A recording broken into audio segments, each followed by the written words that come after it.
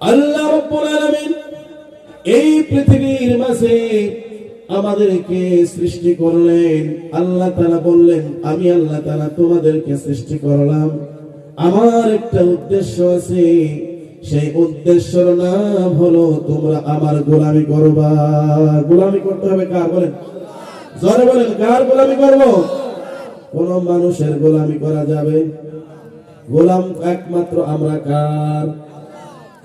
আল্লাহ রাব্বুল আলামিন বলেন, আমি আল্লাহ রাব্বুল আলামিন তোমাদেরকে আমার ইবাদত করার জন্য সৃষ্টি করলাম।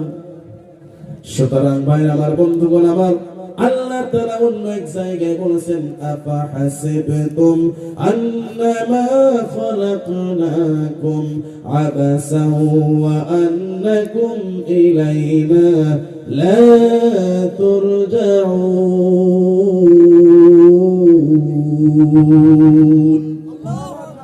আল্লাহ রাব্বুল আলামিন পবিত্র কুরআনুল কারীমের ভিতরে আল্লাহ তাআলা ইরশাদ করেছেন যে আমি তোমাদেরকে এমনি এমনি খামখা আমি আল্লাহ তাআলা তোমাদেরকে তৈরি করি নাই।